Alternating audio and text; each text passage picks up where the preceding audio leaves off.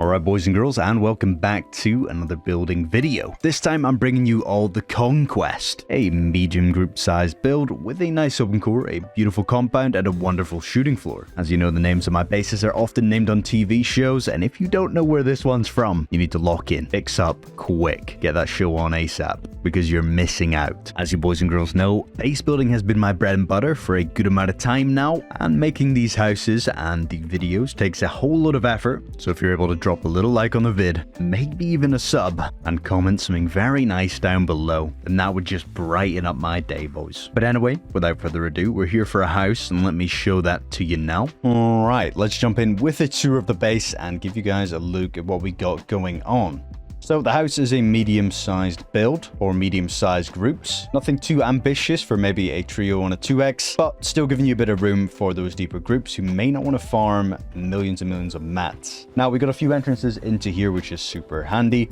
And it's two externals with one main base TC on the inside. Externals are just a standard disconnectable freehands, and you can set them up with some storage on the inside or a bunker overnight. If I were feeling cheeky, I could call this an additional 8 rocket bunker on the outside of the base, bunker base design. So for that to open up, it's just with a twig roof console, friendly bunker. Freehands are possible on here. It's definitely a skill worth learning. Open and close like so.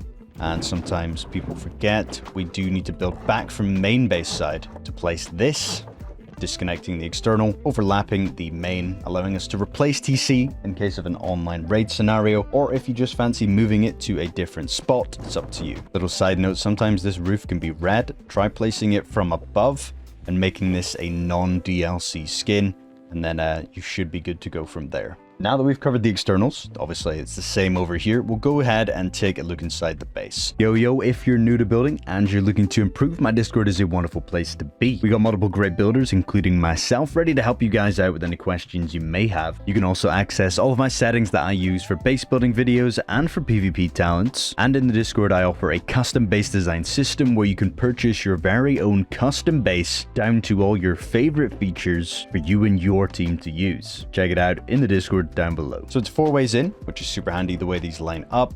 Lots of ways in and out of the base.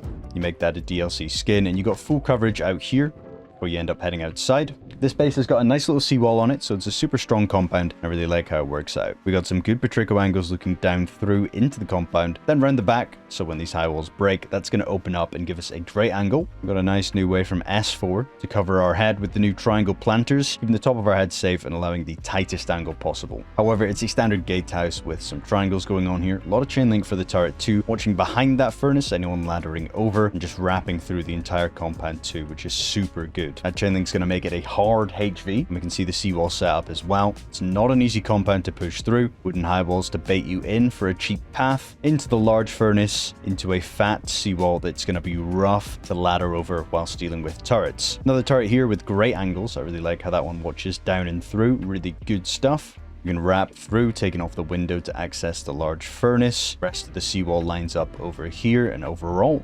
lots of beds in this compound and lots of ways in and out too. Turret coverage is super nice too. A couple of breach peak angles on the outside here. Nothing crazy about this angle, but it's going to give us some ideas if there are door campers out here, and a bit of defensive angles in that raid scenario. And the other nice thing about this bedroom is it's right next to a very quick shoot that'll take us all the way up to our roof. This bedroom's also situated right next to the front door. The rest of the compound you've pretty much seen. It's fully symmetrical. Space in here for refineries and such in between, and you can throw down mixing tables. Anything extra in compound will fit up here. Overall very nice, and that's the triangle planter plug. New method, new tech. Hop on it quick. Our front door makes a bit of an airlock here as we open up, and the turrets are still watching as well as we come in, which is great. Straight away a Patrico angle with some bedrooms, keeping this door path safe, which is super nice. Go ahead and we'll jump up now, taking out the garage door, drop boxes above, retakes as we go through, and the jump ups going around. Down here is the bedroom that I was talking about with our little retake there, so if the door's missing, you'll get a better idea. Okay. If the door's missing, we've lost our head glitch now, but you guys get the idea. It's a little setup, it's pretty nice.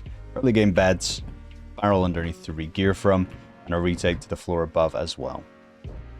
We love that jump. Coming into our second floor now, we can open up all these doors. Loot rooms, loot rooms, loot rooms. Wrap around through to our other mobility chute. You guys know how that works. And then into the starter base. Now, Starter base I'm really fond of in this build. It's actually super cool the way it's all set up. We take down these garage doors, we head into a few more boxes, and we drop into BAM. A one-way. Even if you've got a bow, you're right on the doorstep of wipe day, and all you've got to your name is a bow, maybe even a spear. You're going to be able to play off of this angle. Raiders are going to be looking to drop down, and they're not going to be able to pull it off. That's perfect with a one-way angle. Boxes underneath. Wrapping in. Once again, this angle here covers us as we come through. So the start is nice and defendable. It's really good stuff. And then we can head into our starter base. Starter base has got room for all the bags, lots of boxes, and our TC's located over here. You can set up the one-way there. And if you don't have the embrasures, you just leave the door closed and play off those windows, keeping in mind the angle is much less efficient without those embrasures. Back up on second floor though, we're going to take our jump up to third. Third floor is going to give us access to these same retakes. They repeat all the way up. Little bedroom here with some angles into compound 2. Very nice. Little early game shooting floor-esque peaks. And of course, great head glitches. Hopefully that's going to line up with some players around about there. Opening up the G door is going to take us into the open core. Now, it's our standard circle open core here. Nothing too crazy. You boys and girls have seen it before. Set up a little turret in front of the beds here to watch through, and that's going to play off pretty nice indeed. Good little roam room. All the boxes are there and ready to play off of. Of course, your retakes for this area is all from above. Little flex vending in the middle there for all the juice. And we can jump up now to our shooting floor level. Talking about the one-ways, we've got one-ways into our shooting floor now as well. You can see Raiders are going to have absolutely no chance against this angle. Not really anything they can do. You boys and girls are going to win this one, even if the PvP skills are not too mental. Very important to have one-ways. Retaking areas such as shooting floor that are essential and we do not want to lose.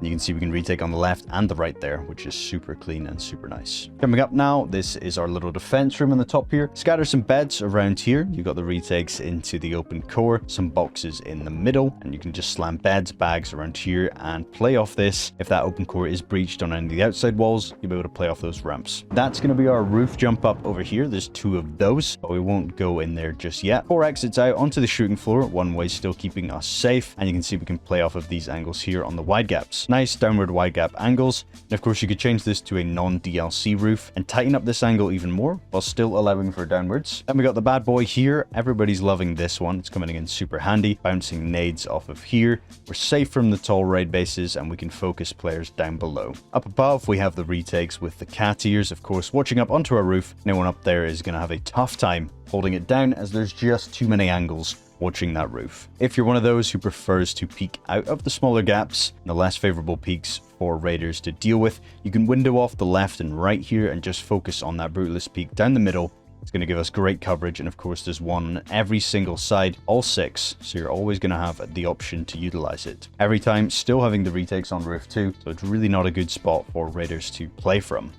The wide gaps wrap around, and the one-ways keep us safe all the way through. Same peaks as it wraps around, super symmetrical shooting floor, easy to wrap your head around, and your top tier teammates as well. Hopefully won't get lost. Jumping up onto roof now, we can open up these doors, and you can see we do get some one-ways onto roof. The angle opens up a little bit more, of course, when the doors aren't there. You could swap it for garage doors, and you can see that's showcasing one-ways again. In the center here and watching down through the roof, we're going to have these angles here, just allowing you to tap raiders' toes and keep them on their feet and a little bit scared. Now we can jump on out and exit from all of these open areas. You can still throw beds in these squares and you can shoot underneath the beds. It won't affect the angle, which is very nice. And then we're up on roof. Roof is pretty basic. We're not going anything crazy here. We do have a sneaky turret watching down the corners there, and then we have the hard to HV turrets up in the middle as well, watching down and through. Lots of brutalist angles up here as well for us to play off of and focus some raid bases. And then from there, it's just the retakes, the turrets watching, and some brutalist angles down the middle. Roof is pretty open. You're going to play off of compound and shooting floor, and then roof camping is just for a bit more friendly roof camping